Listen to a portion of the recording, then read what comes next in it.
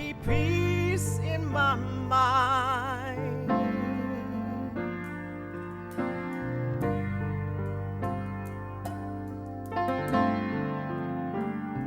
Let there be peace in the earth.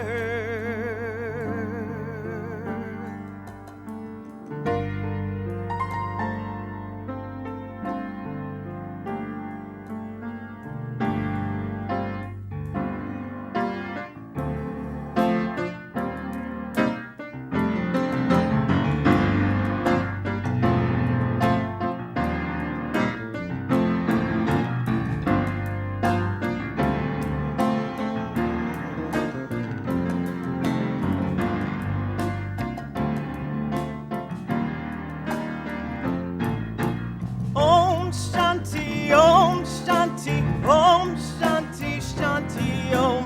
Om Shanti, Om Shanti, Om Shanti, Shanti, Om. Om Shanti, Om Shanti, Om Shanti, Shanti, Om. Om Shanti, Om Shanti, Om Shanti, Shanti, Om.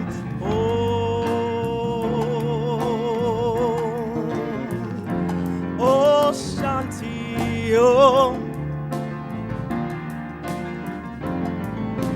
Peace inside my mind, God and only God is moving me. Peace inside my mind, God and only God I live to see. Peace inside my mind, God and only God is moving me. Peace inside my mind, God and only God I live to see. Om Shanti, Om Shanti, Om Shanti, Shanti, Om. Om Shanti, Om Shanti, Om Shanti, Shanti, Om. Om Shanti, Om Shanti, Om Shanti, Shanti, Om. Om Shanti, Om Shanti, Om Shanti, Shanti, Om.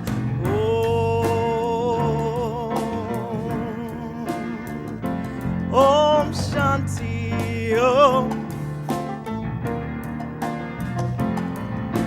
Peace inside my heart, God and only God is moving me. Peace inside my heart, God and only God I live to see. Peace inside my heart, God and only God is moving me. Peace inside my heart, God and only God I live to see. Om Shanti, Om Shanti, Om Shanti, Shanti, Om.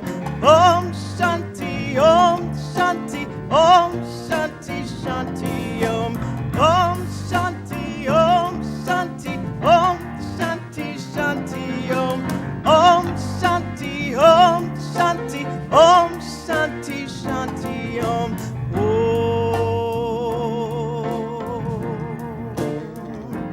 Om Shanti Om. Peace inside the earth, God and only God is moving me. Peace inside the earth, God and only God I live to see. Peace inside the earth, God and only God is moving me. Peace inside the earth, God and only God I live to see. Om Shanti, Om Shanti, Om Shanti, Shanti, Om. Om Shanti, Om Shanti, Om Shanti, Shanti, Om. Om Shanti, Om Shanti, Om Shanti, Shanti, Om. Om Shanti, Om Shanti, Om Shanti, Shanti, Om.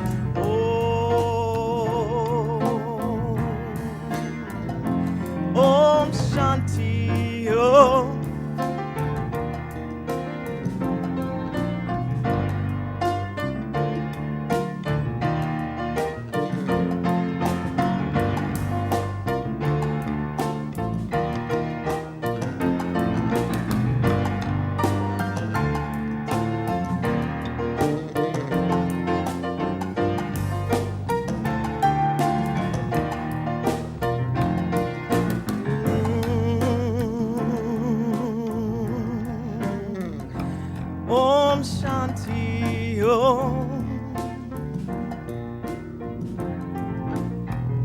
Let there be peace in my mind.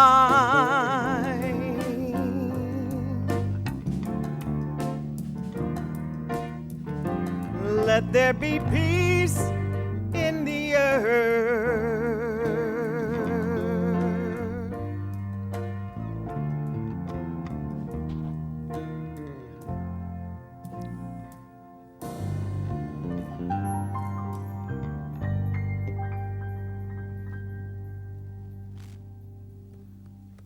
Wonderful, excellent. That was Michelle Norris Johnson with Om Shanti Om. And before that, of course, we heard our wonderful trio with Summertime. I was just saying to my mother, summertime has come and I haven't even had a chance to really get out in it and enjoy it. But I'm grateful and thankful to be here to witness it nonetheless. Before I move on with our service this morning, I do want to extend a special invitation to all of you, because usually in the month of June, we dedicate a week for our Children's Honor Day. And we honor those young people who are graduating from high school and moving on to the next level of greatness in their lives as they go off to college. And we usually allow them to conduct the entire service. So they've come and they have prepared a message for you after our service. So I really hope that you'll stay online and tune in so that our children know that we are still affirming them and loving them and supporting them. And we have 3 graduating seniors this year who are doing great things. And these are young people who I have christened as infants, and now they're going off to college. So hopefully you will tune in and stay tuned, rather, after this service is over to acknowledge our young people. Speaking of acknowledgement, as I was driving in this morning, I was feeling a deep sense of gratitude. My heart was filled with real thankfulness for all the staff here, you know, who are doing such great work to keep us going during these fluctuating and challenging times. I want to thank my COO, Reverend Cheryl McCullough, who really does such a fantastic job with keeping all the little details of administration going so that I could really be free just to focus on the spiritual aspects of the message and if I'm teaching a class. So I want to thank you, Reverend Cheryl, always for being here. I could not do what I do without her, so I'm grateful and thankful. And then I thought, well, yes, we couldn't have this without our wonderful trio who shows up every Sunday, you know, bringing us fabulous music. I thank you, gentlemen, always for that. And then I thought, well, certainly our AV team that enables us to broadcast to you all. Yes. You know, they are faithful, and whether they're working the camera or the sound booth upstairs or the television room downstairs, I thank you all for doing what you do to bring Unity of Washington, D.C. out to the greater community, to the world at large. So I'm grateful for the AV staff. And then I thought, well, what about my regular office staff that, you know, they're back to work now, keeping things going, making sure that we're still here, we're still doing church and running well. I want to take a moment to also acknowledge and thank the Board of Trustees, because we were not able to have our annual membership meeting in person this year, which was to be in April, and that's the height of us not knowing what we were going to be doing. And they have, those who will be moving off the board had, of course, elected to stay on until we can find a procedure that will allow us to elect our officers and our Board of Trustees in an orderly fashion. And we have that will be coming up on July 19th through a Zoom meeting, and hopefully all the members have received information about that. But I want to thank those board members for staying on and, you know, completing the task. So yes, we want to thank them. And then I thought, well, you know what? I want to thank God too. I want to thank God because, the old folks have a saying that God woke me up this morning. And that did not have to happen, right? So when I was driving in, and I was thinking of all the people I wanted to thank, and Spirit said, well, you need to thank. I said, you're absolutely right. I thank God for all of my blessings. I thank God for allowing me to be here with each of you today. And I said, I'm grateful that we're all here, awakened once again, to be able to face a new day, to face another day. Now, when I was coming in, I thought I could say, well, here I am. We could have the two different attitudes. You can have the attitude that says, oh, Lord, here I am having to face another day. Or we could say, here I am able to face another day. Because we always have a choice as to the perspective we're going to put forth in our lives. And so this could be, with all that's going on, it could be seen as another day of anxiety, stress. Oh, Lord, I've got to face this again. Or it could be, oh, Lord, I get to face this again. Thank you for waking me up this morning. In the last few years, this has actually been a goal of mine, that I've been on a mission, so to speak, to awaken spiritually. Now, I've been on the spiritual journey and path for, almost 50 years consciously. Seriously, folks. But in the last 10 years, I've had a mission to awaken spiritually.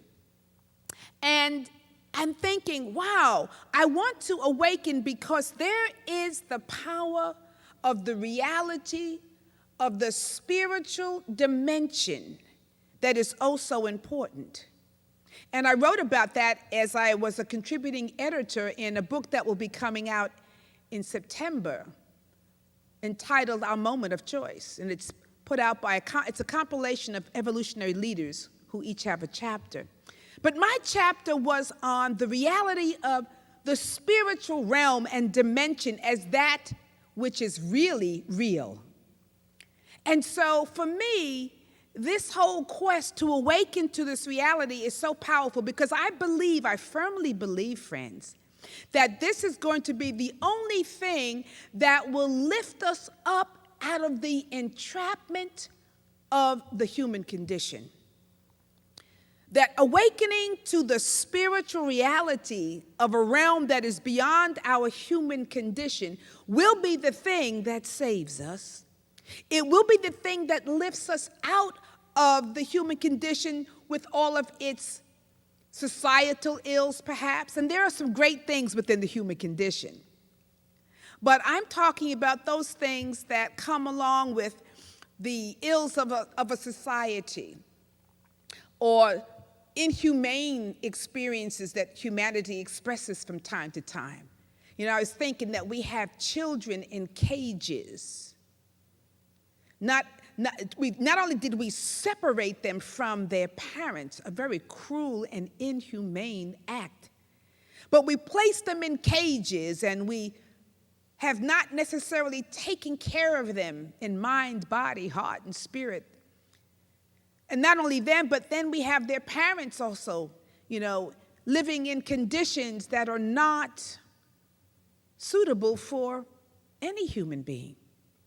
And I'm thinking, wow, that's part of the human condition of being humanity's inhumaneness. And then I'm thinking about all the lower vibrations that we might succumb to that are within the human condition, things like war and poverty and hunger. And I'm thinking, there's enough food on this planet to feed every living soul, yet there are people who are hungry. That's a result of perhaps the lower vibrations of the human condition. Greed, wanting to make sure that I get mine at the expense of you. Ideas of supremacy and domination. I must suppress your being. your freedom. And so all of these things, and I'm thinking, wow, what will move us out of that?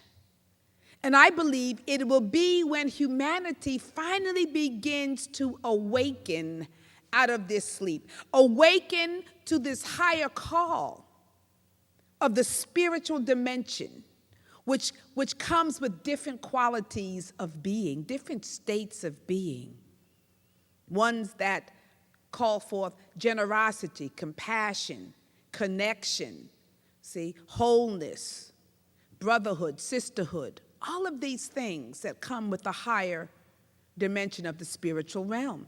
And I'm thinking, yeah, it will be well when humanity awakens to its spiritual nature, to the higher call that I believe is happening right now. This is what is taking place on the planet. It's about awakening to a higher call, to a higher expression of life. And I'm thinking that if somehow you have missed this point with all that is taking place, all that we are witnessing on the planet today, all of these ills, and if somehow you have missed that, and it has not served as a wake-up call, then there's nothing that probably will awaken you. So this is a powerful time, the great time of awakening. And I am doing all I can to wake up. Now, I've made a little progress. I won't say that I'm fully an enlightened, awakened master. I've made some headway, though. The only problem is, friends, I keep falling asleep. I keep falling back to sleep. I keep getting pulled back into unconsciousness or caught up once again in the trappings of everyday living. I get caught up into, well, wait, I've got to do grocery shopping, I've got to call this one, I've got to do, and so I get trapped in this everyday living, or maybe I get caught up in the trauma and drama of the day, whatever is up for that day. And I begin to lose a sense of myself once again and fall asleep.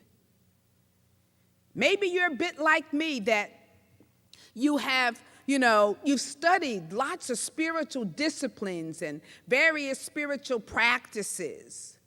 Or maybe you've taken lots of spiritual courses. I'm taking a couple of courses now online that I'm loving. Or maybe you've engaged in some meditation techniques or yoga techniques. Or maybe you visited an ashram where you could actually meditate for months on time, and you've done that. Or maybe you've explored Ayurvedic medicine or Chinese medicine. Or maybe you've been moved to go vegan and change your diet. Maybe you're reading some powerful, transformative spiritual books that are really wonderful, and that you have used them to make some great changes in your life. The whole gamut of spiritual growth and development. If you're like me, you've touched upon many of these things. And you feel pretty good about yourself from time to time, until something happens that takes you off course. And bam, you're asleep once again. Right in the midst of all that reading, all that praying, all that affirming, all that manifesting, you find yourself asleep once again. And it could be the result of something somebody said. It could be the result of something that someone did. And all of a sudden, you are back in an unconscious state. And all that truth that you knew, all the spiritual growth that you had, your spiritual know-how, went right out the window. And you are knee-deep in being asleep. You're pushed and pulled once again by the world's happenings and events. And what I have come to realize about this process is that it's cyclical. Because what happens is, once we are asleep and once we are unconscious, usually it means that we're out of alignment with the unfolding grace of life, right? We're out of alignment.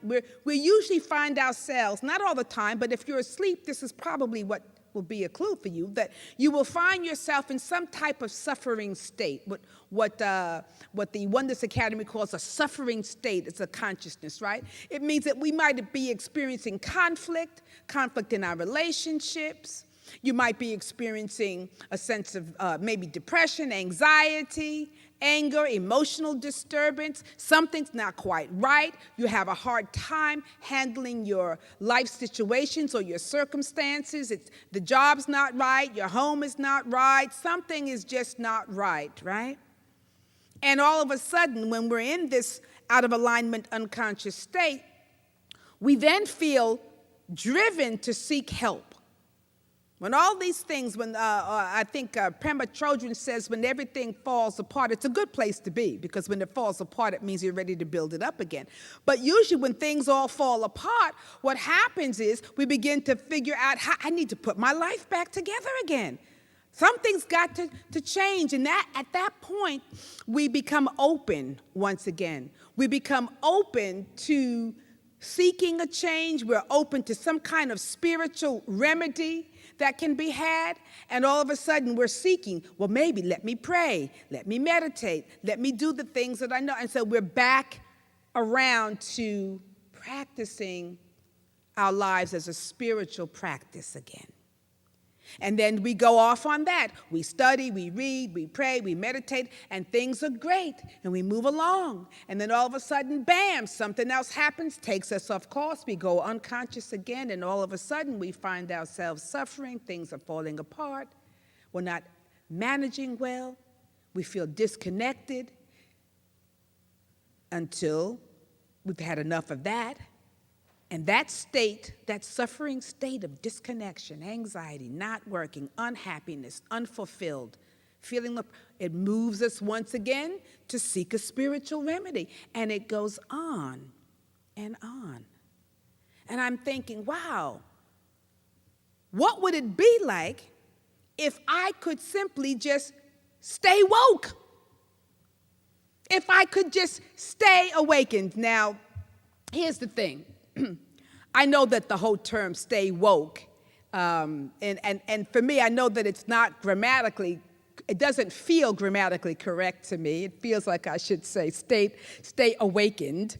And in my spiritual self, in my high self, I know I would be saying, yes, I want to remain awakened. But I like the concept of stay woke.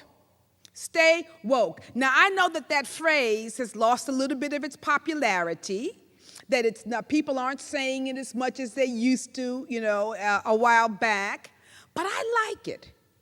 I like it because I think it's a perfect reminder of what we need to do in order to successfully traverse the happenings that we see on the planet right now. I think it's a great reminder of what my approach needs to be if I am going to be successful in this experience that's happening and not be exhausted by it all, because every day there's something new.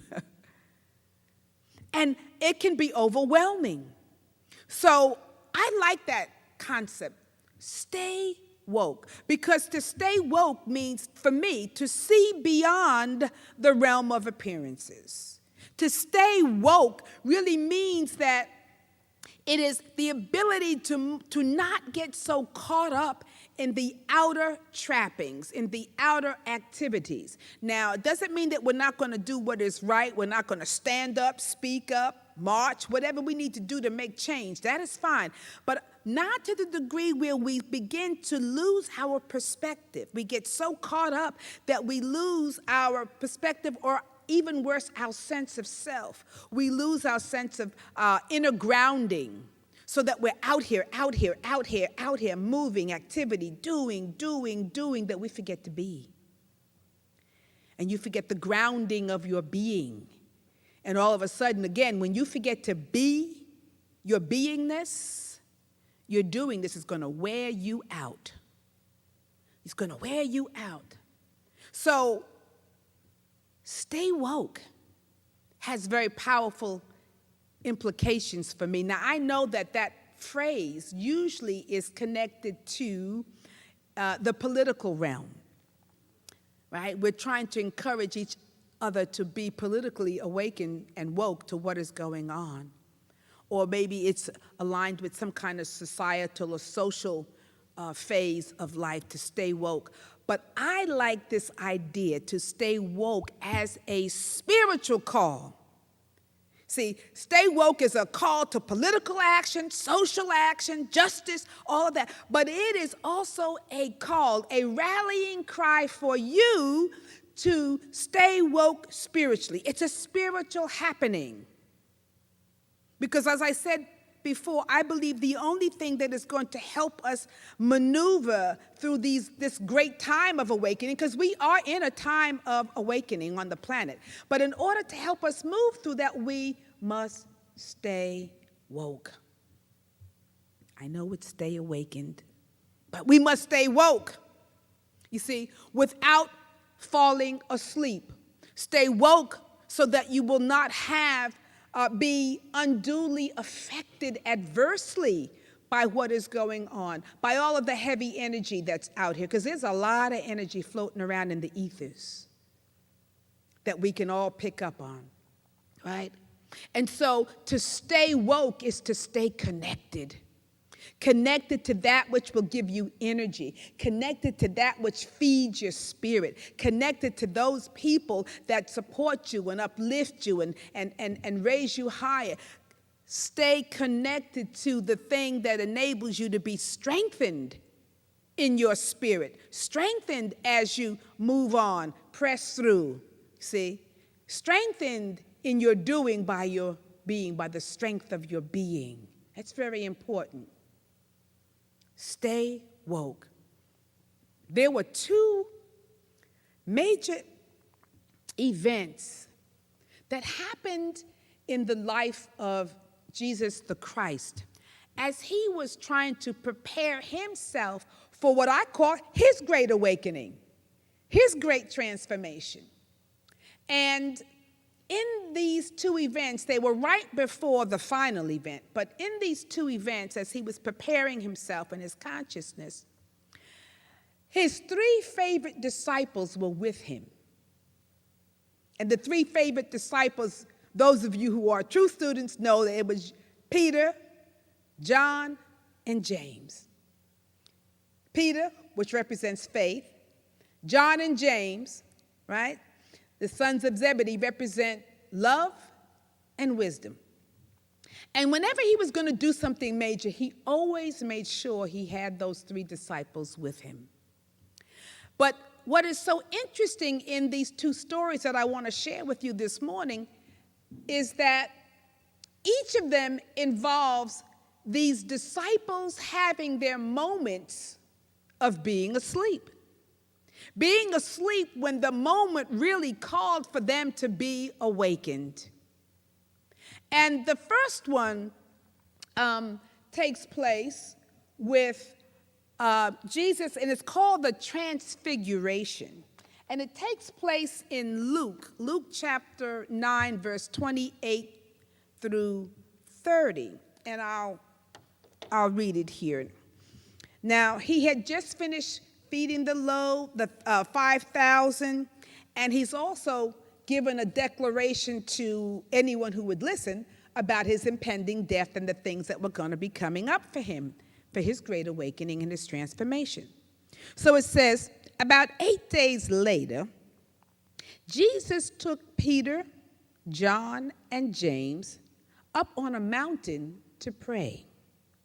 And as he was praying, the appearance of his face was transformed, and his clothes became dazzling white. So as he was praying, as he was in this high state of consciousness, his form changed. His material essence changed, and it became white, dazzling white light and energy. Suddenly, two men, Moses and Elijah, appeared and began talking with Jesus. They were glorious to see, and they were speaking about his exodus from this world, which was about to be fulfilled in Jerusalem. Peter and the others had fallen asleep. When they woke up, they saw Jesus' glory and the two men standing with him. As Moses and Elijah were starting to leave, Peter, not even knowing what he was saying, blurted out, "Master, it's wonderful for us to be here. Let's make 3 shelters as memorials, one for you, one for Moses, and one for Elijah." But even as he was saying this, a cloud overshadowed them, and terror gripped them as the cloud covered them. Then a voice from the cloud said, "This is my son, my chosen one. Listen to him." When the voice finished, Jesus was there alone. And they didn't tell anyone at the time what they had seen. Now, I like the way the Message puts it a little bit. I won't read the whole thing, but this was after Peter and the disciples, when they woke up and they came to themselves and they saw Jesus in his glory, and they saw 2 men with him, which were Moses and Elijah.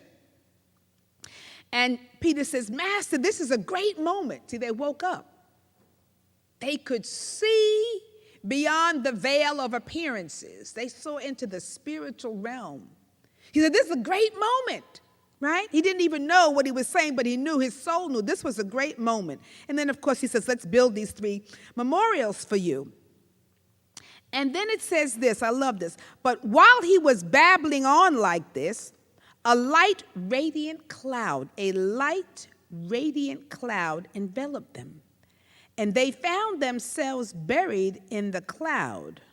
As they found themselves buried in the cloud, they became deeply aware of God. And then the voice said out of the cloud, "This is my son, my chosen one, listen to him." And I love the Message rendition because it says, when they were in this cloud, first they see, but then, as the Moses and Elijah begin to disappear, they hear the voice of God in this cloud. And it says they became deeply aware of God, of God's presence. So what this says to me, this whole incidence of transfiguration, is that when we were awake, because they woke up and they saw Moses and Elijah talking to Jesus. Right? So what this says to me is that when we are fully awake, because it says fully awake, they could see the glory of Jesus. They could see his dazzling light. They could see his spiritual energy. They could see him in his radiant true self. When you're fully awakened, you see the beauty and the power and the presence of God right before you in all things. And they could see that in Jesus. So when we are awakened, we see differently.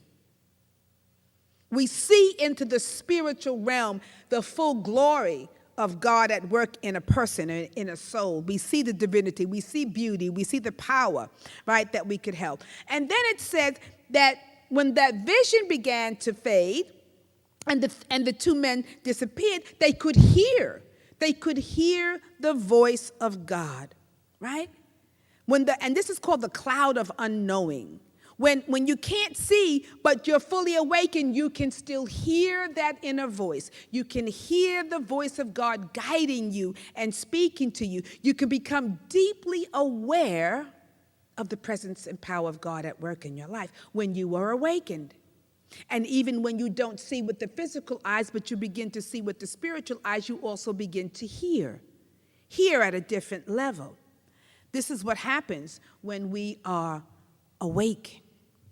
Now, what I find so interesting, and I thought this is so powerful in this story, is that here it is, Jesus is having what I call a consult.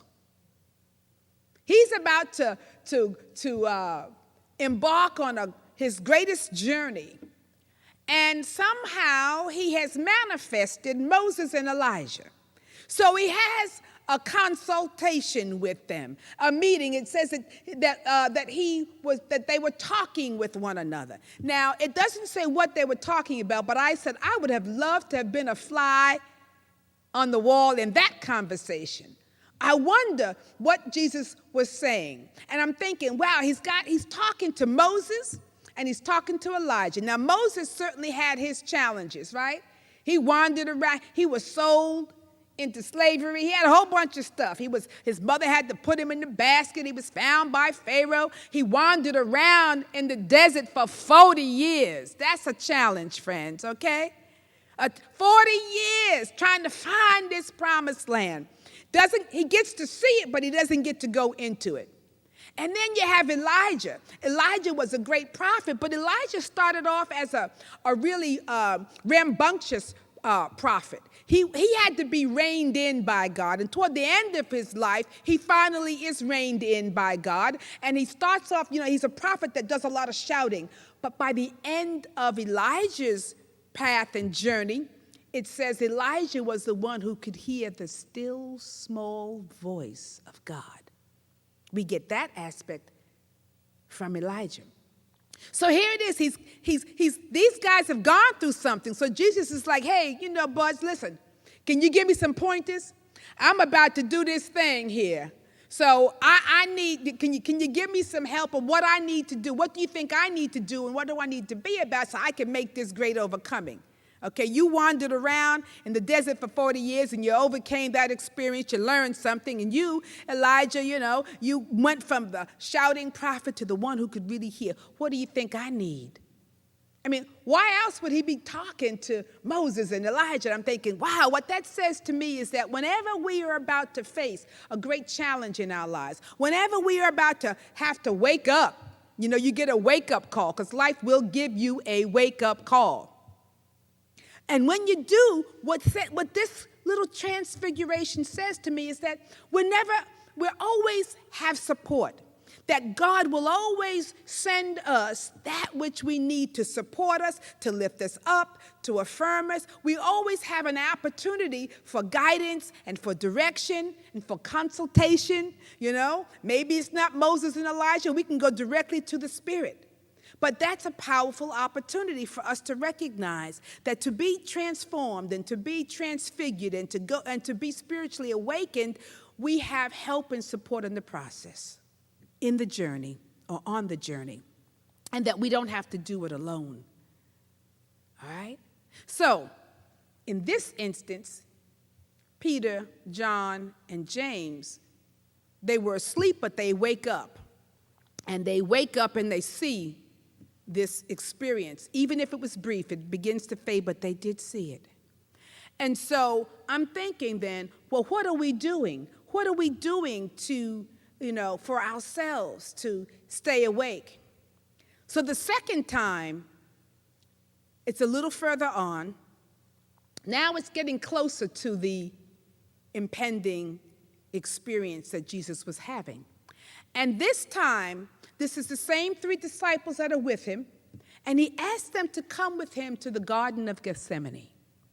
And he asked them, would they please stay with him and pray with him and watch with him, right?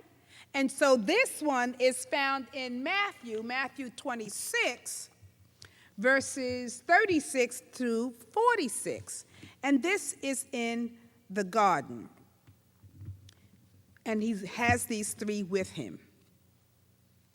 Then it says, then Jesus went with them to the olive grove called Gethsemane, and he said, sit here while I go over there to pray. He took Peter and Zebedee's 2 sons, James and John, and he became anguished and distressed. He told them, my soul is crushed with grief to the point of death. Stay here and watch with me. He went on a little further and bowed with his face to the ground, praying, my Father, if it's possible, let this cup of suffering be taken away from me. Yet I want your will to be done. Then he returned to the disciples, and he found them asleep. He said, Peter, couldn't you watch with me even for 1 hour? Keep watch and pray so that you will not give in to temptation. For the spirit is willing, but the body is weak. Then Jesus left them for a second time and prayed, My Father, if this cup cannot be taken away unless I drink it, your will be done. When he returned to them again, he found them sleeping, for they couldn't keep their eyes open. So he went to pray a third time, saying the same things again. Then he came to his disciples and said, Go ahead and sleep. Have your rest. But look, the time has come. The Son of Man is betrayed into the hands of sinners, and let us be up. He says, Up, let us be going. Look, my betrayer is here. And then the Message puts it this way, and I love it when he says, he goes away and he says, Peter, couldn't you stick it out with me for a single hour? Stay alert. Be in prayer so you don't wander into temptation without even knowing you're in danger. There's a part of you that is eager, ready for anything in God, but there's another part that's as lazy as an old dog sleeping by the fire. That's lazy, right? Because you know if it's a warm fire, a dog's going to curl up and just be there. He then left them a second time. Again, he prayed, My Father, if there's no other way than this, drinking this cup to the dregs, and I'm ready. Do it your way. And when he came back, he again found them sound asleep. They simply couldn't keep their eyes open. And this time he let them sleep on, and he went back for a third time to pray over the same ground, and one last time. And when he came back, he said, Are you going to sleep on and make a night of it? My time is up. The Son of Man has to be handed over to the hands of the sinner. Get up, let's get going. My betrayer is here. Now, what I like, the phrase that I like in this particular scripture is when he says to them, the spirit is willing, but the flesh is weak. He knew, he took them with him because he had great faith in Peter, John, and James, right? But he also knew that, they're eager, they're great disciples, they do great work, but they have this other part, their humanity kicks in. And they become what? They're not able to stay awake, they're lazy, blah, blah, blah, blah, blah. They're not able to maintain it. But he says the spirit is willing, but the flesh is weak. And when we say flesh in New Thought, we're talking about the body, the material realm, the physical realm, the outer world. And the flesh, when our focus is solely on the flesh, the realm of appearances, it weakens us, right? When you just get all caught up in the body and not the spirit, you become weakened. He says that the spirit is willing, but the flesh is weak. And so he says, we want to stay awake. But the pull of the world, the flesh is these worldly concepts. It's noticing what happens in the world all the time. Look what's going on. Oh, my God, my God, my God. Yeah, don't worry about that. Get behind that. Get underneath that. Get in back of that. That's where your strength is going to lie so you can transform the world, right? So what he's saying is that, even though we want to stay awake, I want to stay awake, the pull of the world is strong, and it drags us back into a state of unconsciousness. But friends, here's the thing. If we are going to be able to maneuver this wonderful, powerful time in our history, in the evolutionary history of humanity, we're at a crucial point. But if we want to stay awake to it, if we want to get through it and grow through it and go through it, then to be alert and awake and able, then we're going to have to build up our capacity to stay woke. We've got to build up our capacity to stay woke. The spirit is willing, but the flesh keeps pulling us in. So what are you doing now to take care of your inner world? What are you doing to feed your spirit? What are you doing to strengthen your spirit and also, therefore, strengthen your body, to strengthen the flesh, to strengthen your activities of what you're doing in this outer world? What are you doing? How are you boosting your immune system?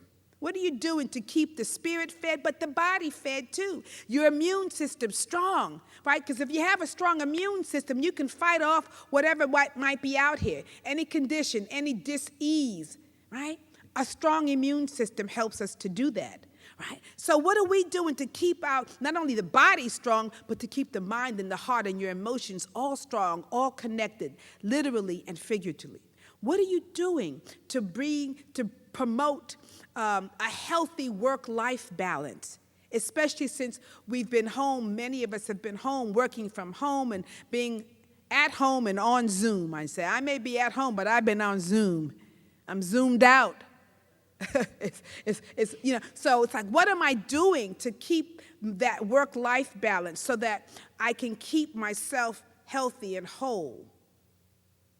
Am I feeding my inner world so that I can take care of things in the outer? Am I really being disciplined to meditate? You know, the statement that goes, people say, I'm too busy to meditate. You know, I can't meditate for 10 minutes a day. And if you're that busy that you can't meditate for 10 minutes a day, the statement is, well, then obviously you need to meditate for an hour a day. If you're too busy for 10 minutes, that means you need an hour to help balance things out, to keep your inner world. Tending to your inner world is crucial at this point in time, because that is what's going to fortify you. That is what's going to give you the strength to handle the outer world. So every day, do something that nourishes and feeds your inner world. Do something that strengthens your flesh in the outer world. Go for a walk, physical exercise.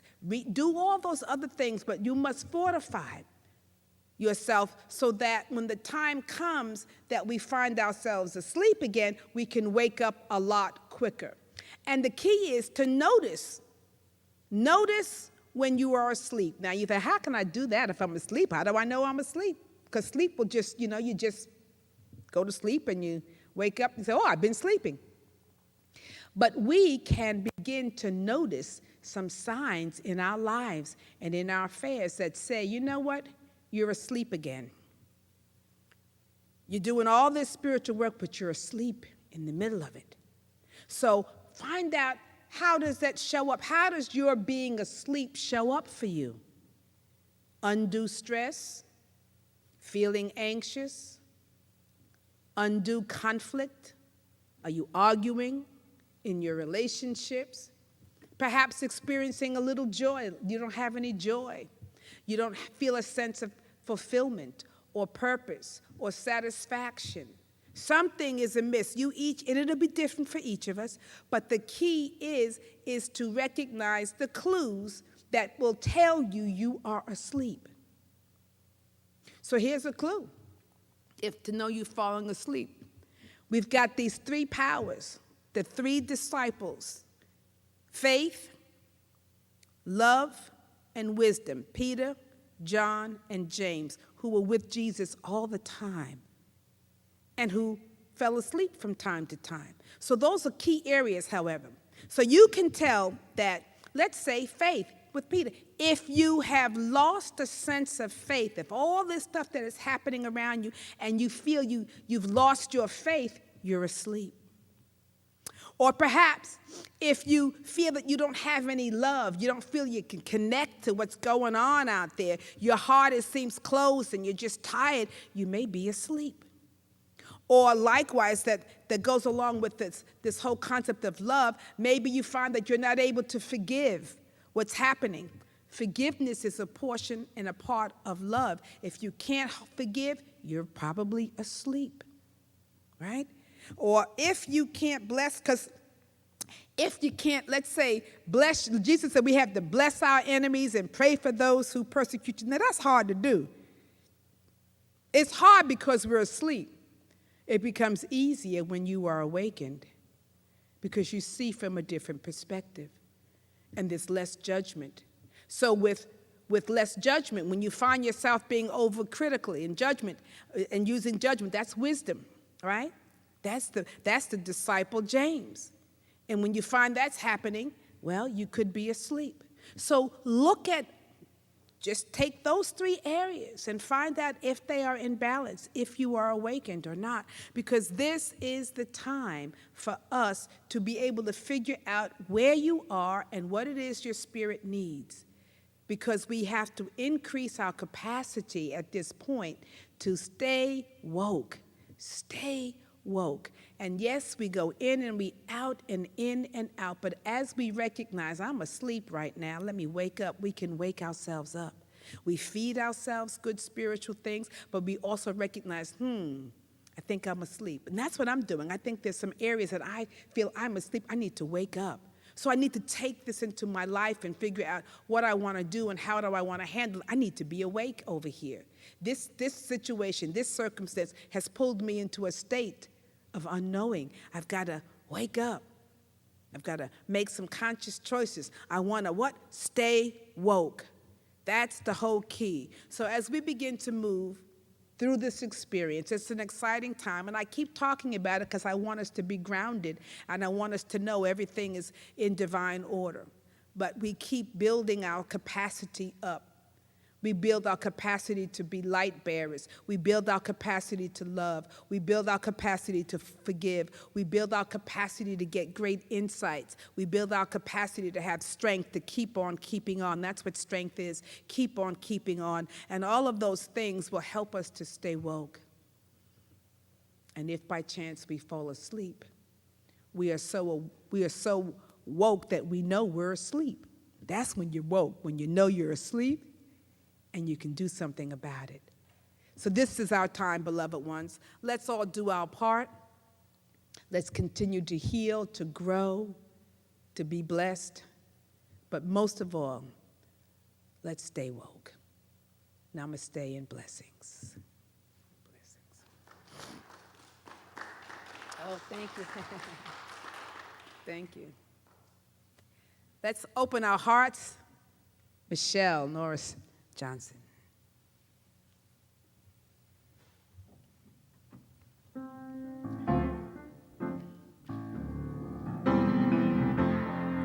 Now I'm going to sing this song just like I have the Unity of Washington, D.C. choir right behind me. I know a lot of them are listening today. I'm representing.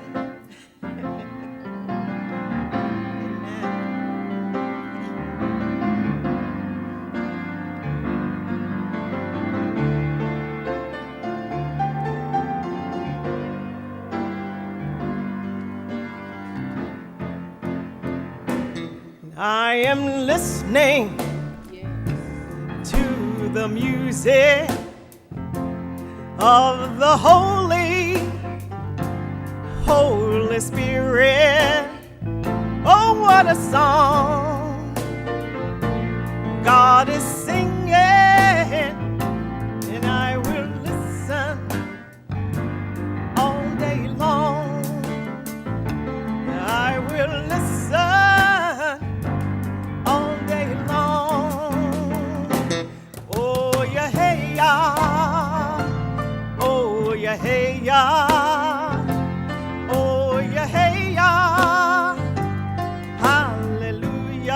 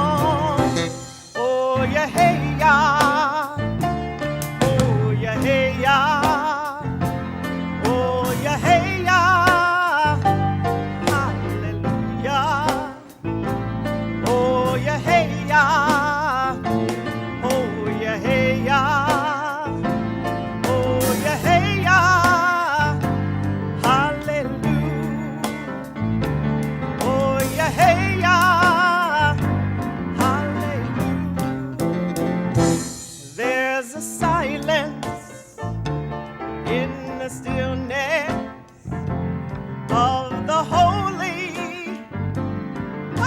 Spirit. Oh, what a light God is shining. Let us see it everywhere. Let us be it everywhere. Oh, yeah, hey, yeah.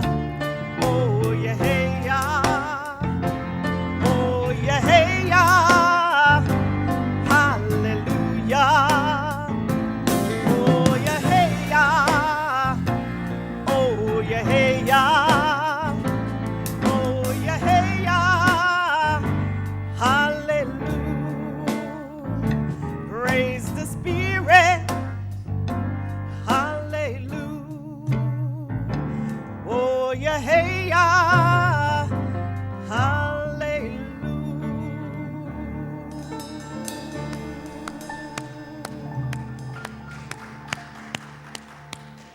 Yes, thank you so much, Michelle. I love that. Oh, yeah, hey, I am listening to the rhythm of the Holy Spirit. See, God will move us, but we must hear. We must be present, to be willing to move when God says move, to sing when the Spirit says sing, to pray when the Spirit says pray. That's a wonderful opportunity. Oh, yeah, hey, I am here, I am present. Let's just take a moment and allow ourselves to touch that place of stillness and silence that Michelle just sang about, so that we can feel the presence of the living God within us. That we can be like Elijah and hear the still small voice. Or we can be like the disciples and see the glory of the Christ within us. See the dazzling light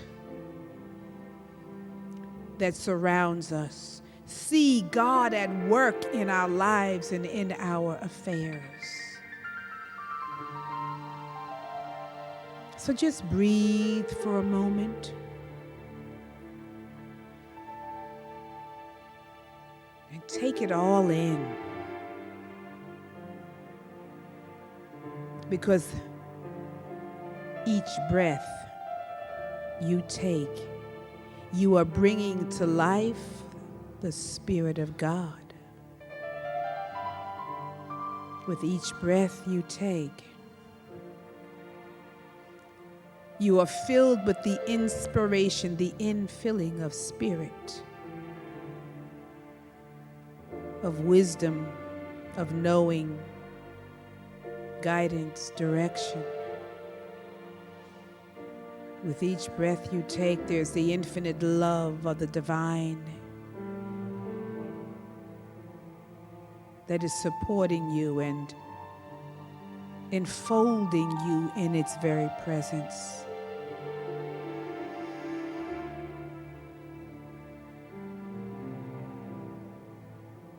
So we let go and we let God be God in and through us. We let go and we tune in. We open our spiritual eyes that we might see, and our spiritual ears that we might hear. And we know the way. Wake up, my soul that sleeps.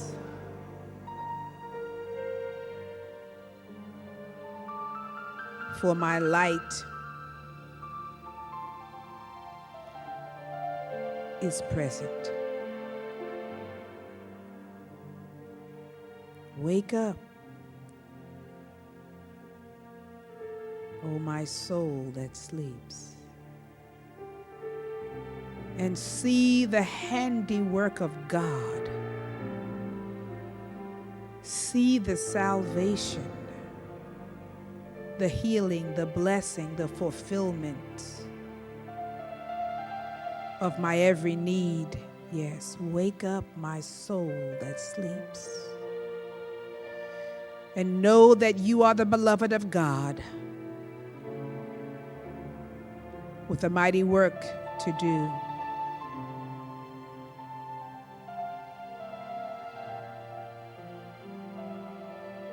This is our moment in time.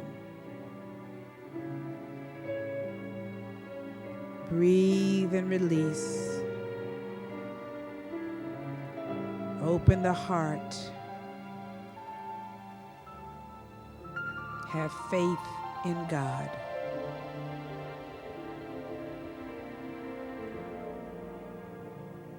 For it is well.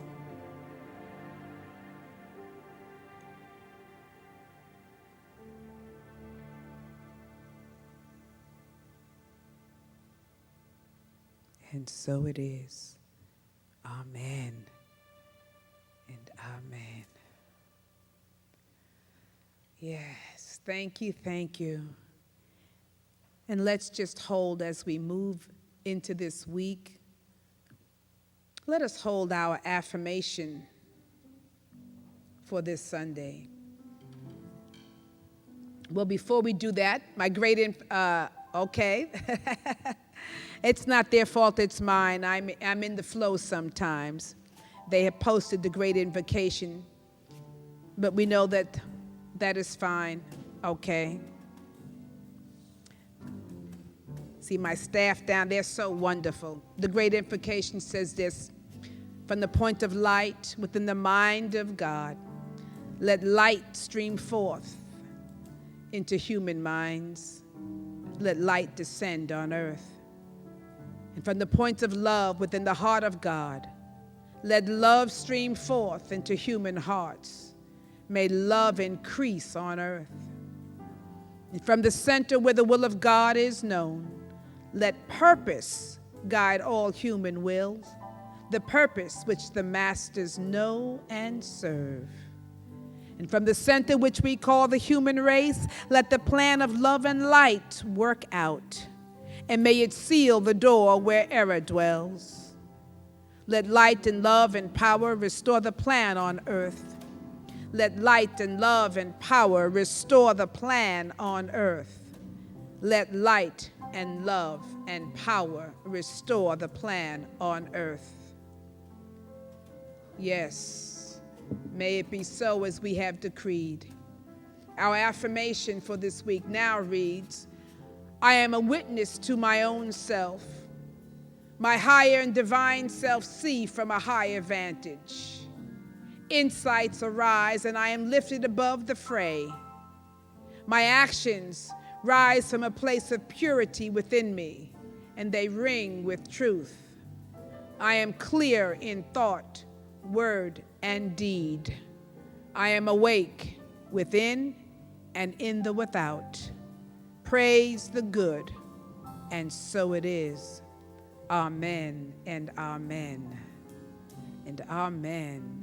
Well, beloved ones, I want to just thank you for sharing this time with us, for remembering us in your prayers, remembering us in your blessings and your offerings. We always take a moment to acknowledge the gifts that we've been given, to acknowledge all that you do for us so that we can continue to be a beacon of light for the world. So we thank you for your gifts and the many ways in which you bless this ministry. At the end of the service, you can find ways in which you can share. But our affirmation that we always say is, divine love through me blesses and multiplies all that I am, all that I have, all that I give, and all that I receive. This is the divine flow. As you bless your giving, you cannot help but be blessed in your receiving. And so we're thankful. May God continue to bless, lift, anoint, divinely protect your way. Just remember, stay woke, folks. Stay woke. Blessings. Namaste.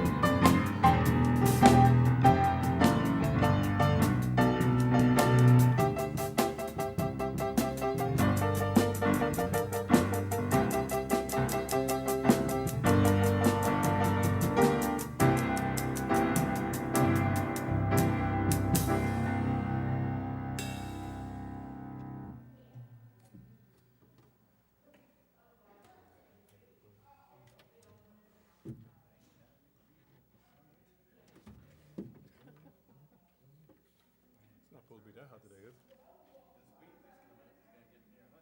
Wow. I just hope it's not the day. I hope it's not the day. Pizzo says the day. Okay, good. Okay. Woo. Yeah. I'm trying to play at 99 degrees.